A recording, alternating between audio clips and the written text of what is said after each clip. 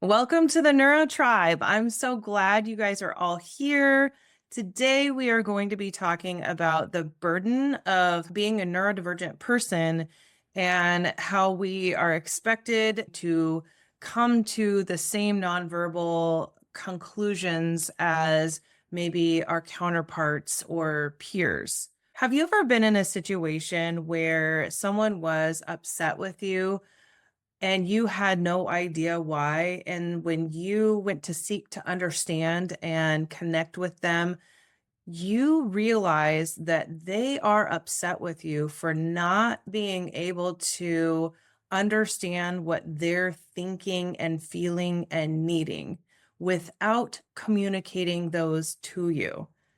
Yes, friends, it is so difficult when you have any kind of relationship, whether it's a friendship or a partner or someone at work, and they are wanting you to be able to read their body language. They are wanting you to be able to understand what they're thinking and feeling, and they're not clearly and transparently communicating with you. It can be so crazy making, and it's so challenging for us neurodivergent individuals where this is not our strong suit. This can be an often miscommunication and misconception.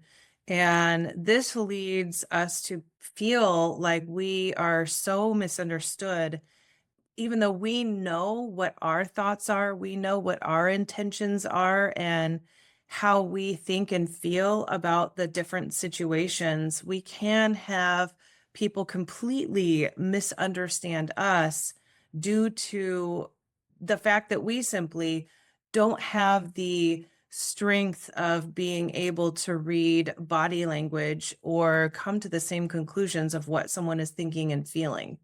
With a lifetime of feeling like we need to read the room or read between the lines, these are common things that people say, and we don't come up with the same conclusions. Even though we know what we're thinking, we know what we're feeling, that type of misunderstanding, this can lead to this trauma response of feeling like we're missing something. And this can lead to overthinking and anxiety driven ruminating thoughts.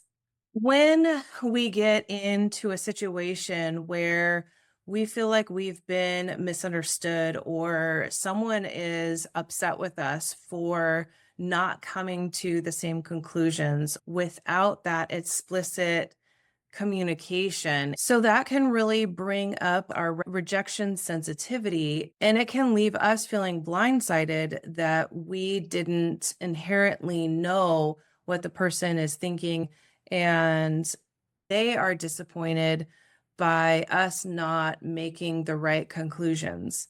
This can also lead us to those ruminating thoughts of what did I miss? How did I miss that? Why didn't they just tell me or talk to me about it? We could have talked it out. We could have talked about what was going on and saved ourselves so much struggle and pain. And it can be so painful to feel like you're to be blamed for the lack of communication. And then now they are frustrated and angry with you about not knowing. And it's so confusing. I think one of the things that's really to note here is this is a very unfair conclusion that it's the neurodivergent person that is at fault here, when really it is both parties that are needing to work on the communication, right? Assuming that a neurodivergent person is going to be able to read your thoughts or read your body language or read between the lines. And if a communication arises where a neurodivergent person has simply missed the cues, that is more than one thing, right? That's a time for both sides to be able to talk about what is going on and have that clear and transparent communication. What I really like to help my clients understand that it is not your fault.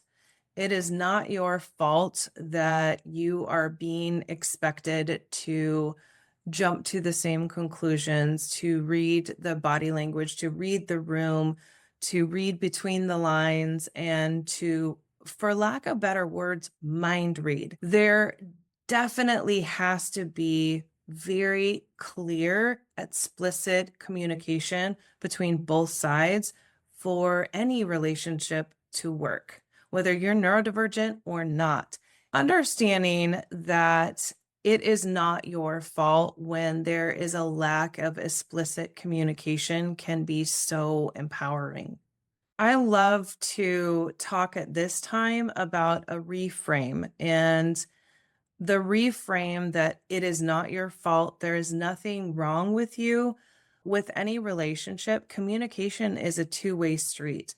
And as a neurodivergent individual, advocating for yourself that you really value clear and transparent communication is how you thrive in relationships, asking clarifying questions.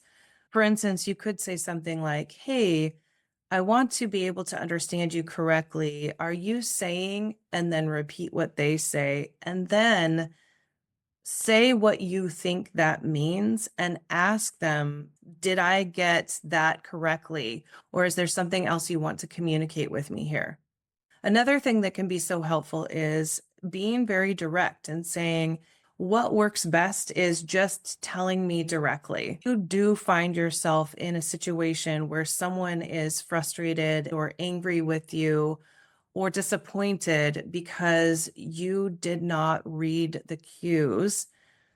Please understand that this is not your fault. Let's release the shame and the guilt for not being able to read between the lines. This is a communication issue from both sides, and it is not your fault, and there's nothing wrong with you. Releasing that guilt and shame that it is your fault and understanding that their lack of communication is not your failure and is common no matter where you are. It's not always the neurodivergent person that is in the misunderstanding when direct and clear communication is not being shared both ways. You deserve to be in a relationship, no matter what that relationship, where your needs are also respected and you are accepted for who you are and your style of communication. Clear communication benefits everyone. The more we have clear, transparent, honest communication, the more connected we can feel. If you enjoyed this episode, I would absolutely love for you to check out some of my other episodes and join us in the Neuro Tribe. I love you all. Take care. Bye-bye.